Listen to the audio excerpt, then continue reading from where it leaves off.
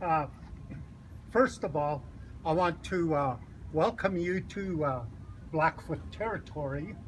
And you see this mountain over here.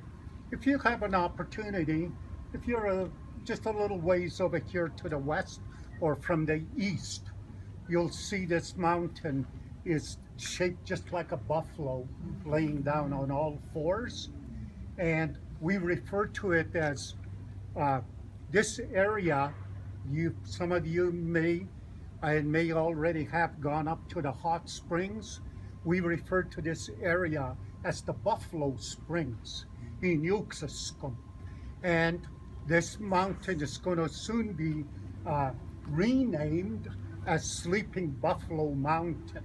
Okay, so this was a traditional trading area for tribes from the other side of the mountains and the plains. You know, they all come together over here and trade it and so on. And so I want to welcome you to this place. Okay. I'll speed up the video, so to speak. Okay. And it's hard to in a few minutes give you everything you ever wanted to know. You know.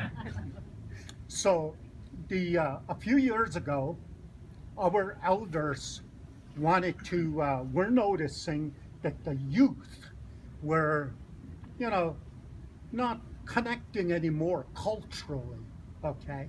And so they said, hey, one of the reasons why they're not connecting culturally is because we don't see the buffalo out there. Our culture is very closely related to the buffalo. Some of our sacred societies, ceremonies, and so on, our songs are all connected to that ecological relationship with the buffalo. So as a result of that, to make a long story short, we ended up having what we call buffalo dialogues with our elders. After 4, 5, 6 years of those buffalo dialogues, the elders, I guess, were testing us, testing the younger people. They finally said, I think we're all of one mind. I think we want the buffalo to come back. So they said, the best way to do it is to involve our neighbors. And consequently, they suggested a treaty be signed amongst our First Nations on both sides of the American and Canadian border. So back in 2014, in September, a Buffalo Treaty was signed, and since then, 4 more tribes have signed on, and there'll be more, in fact, this coming September. And the Buffalo Treaty speaks to cooperation, renewal, and restoration. And it covers areas of culture, economics, education, health, research, environment, and so on. In other words, the treaty is about cooperation between the First Nations, the Indian tribes, to work together in these areas, using the buffalo as a portal towards this cooperation. And, environmentally, the buffalo is a keystone in terms of the ecology of this place. You couldn't get a better environmentalist than the buffalo. So, and we're working together with other groups, NGOs and so on, the national parks, and consequently, as was mentioned by Maria, that Banff National Park is going to be introducing buffalo as free roaming buffalo and so on. So we're getting there and so on. Even health-wise and so on, buffalo is so much more healthy to eat, than cattle, than beef, and so on. And so all those are areas where we're using the buffalo as that portal to work towards these goals. So that's what the Buffalo Treaty is about.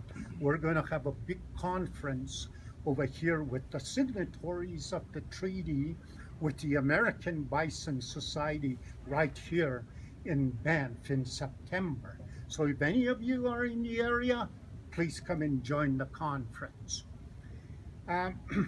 Now, secondly, I wanted to talk to you about a message that we've been trying to give for this past year.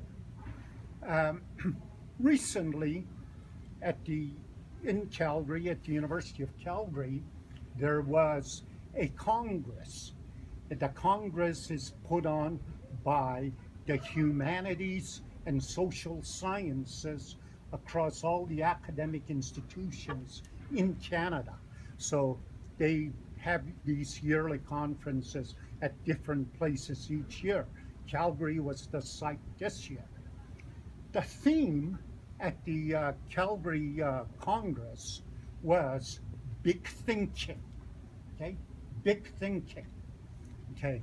Well, based on that big thinking Congress, as a keynote speaker, I wanted to give a certain message, and that's the message that I would like to give you people, as seeing that you are from all around the world, and all those other people that are, with TEDx, with TED Talks, are going to be over here in Banff, a beautiful place.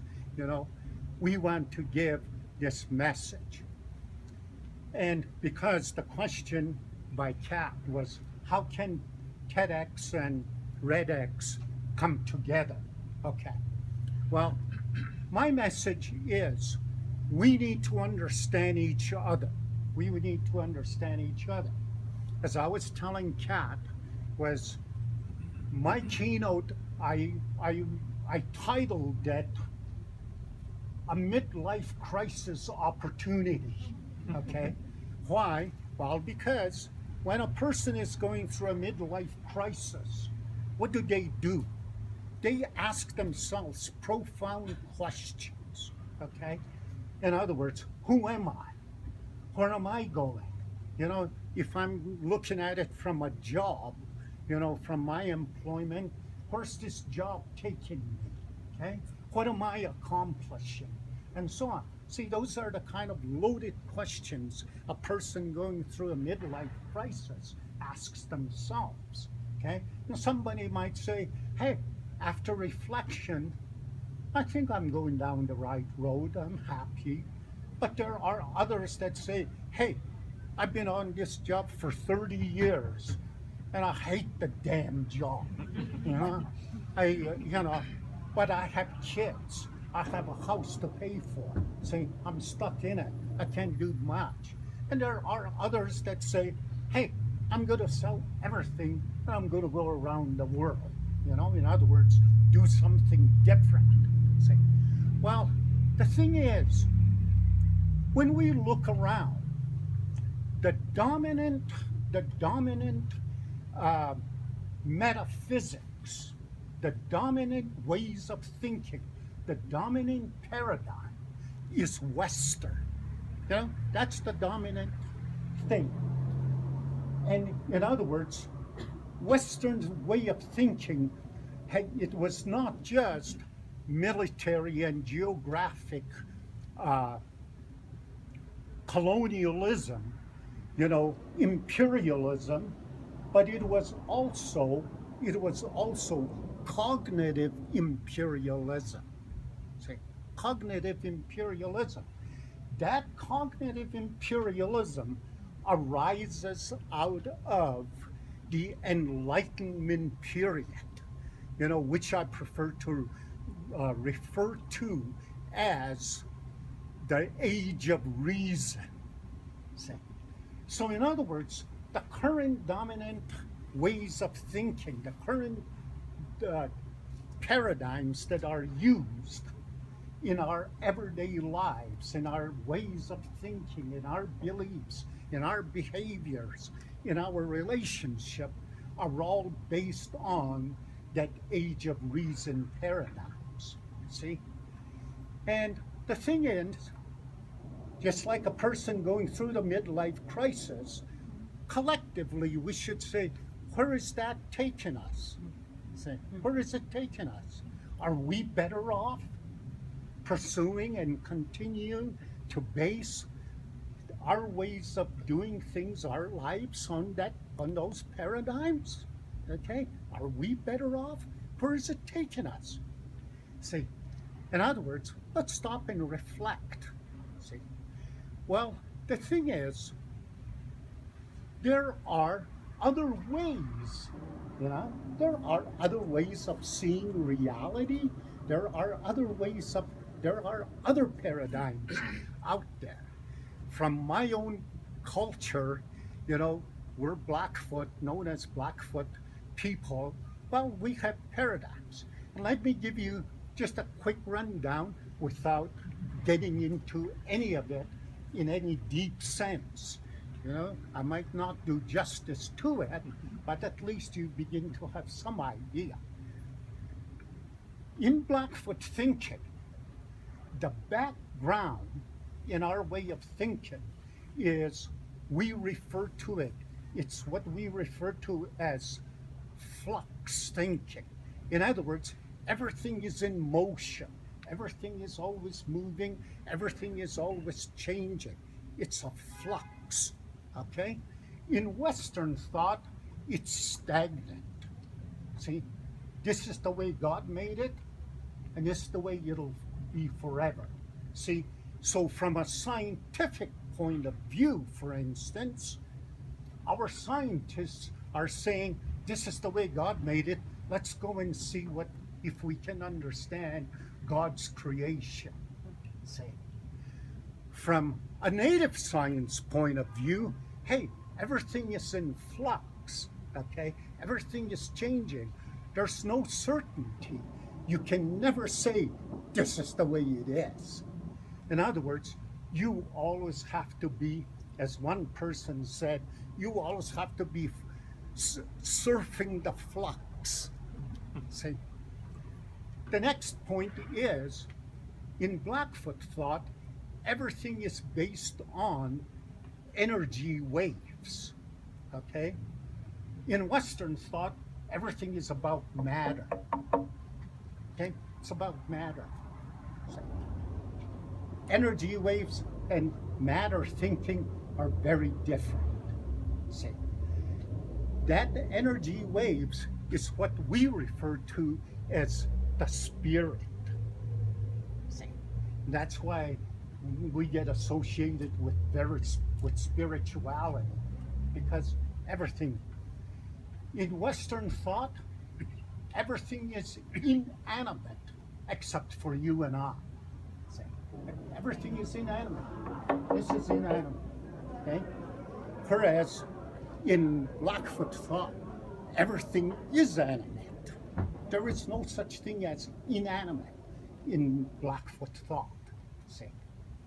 In Western thought, hey, what we do is we may start out broad, but we always come down the funnel, down to the point, okay? In native thought, it's always about relationships because of that flux. Everything is related, okay? In Western thought, everything is isolation. So we try to isolate. In Western thought, the best way to put it, been there, done, did it. Let's move on, see. In native thought, hey, we always have to renew. We always have to renew the knowledge and so on, okay? So it's about renewal. Over here, we know it, okay? It's been written in a book, we'll put it on the shelf, okay? Or it's in my computer, I don't have to worry about it, I can move on, see? And so those types of differences are expressed and, embodied in the language. So in English, because it's about matter, for instance, it's about it's about nouns, it's about categories, and so on. See? Whereas over here in Blackfoot language, it's all about process. It's all about happenings. See? And so those kind of differences, it begins to say things such as, in Blackfoot thinking, place is the background thinking, is the reference point. In Western thought, in English, it's time. So time is the referent, say, in our back. So when you start to examine those kind of foundational bases that I'm referring to as the metaphysics, okay, we can begin to say, ask ourselves, where are those metaphysics taking us? And are we satisfied and so on about where it's taking us? Well, let's reflect on it. And the thing is, hey, Blackfoot metaphysics is waiting in the wings, you know, and so on. It can be used, and it looks at things from a very different point of view. In other words, what's not possible in English is possible in Blackfoot. Let me give you one example. Maybe I'll stop there. We were talking to another elder, and I won't get into how the thing came up into the discussion. But if I were to say in English, dynamics without motion, that's an inherent contradiction, all right? Well, in Haida, the old man says, being from the coast, he says, dynamics without motion. Oh, easy to explain. He said, if you go out on the ocean and you're far enough away from the land where you cannot use the land as a reference point. In other words, you're out in the middle of the ocean.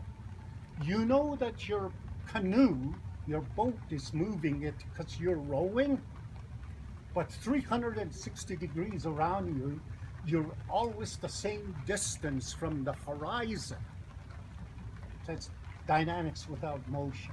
So in other words, what is possible from one set of paradigms may not be possible in the other. See?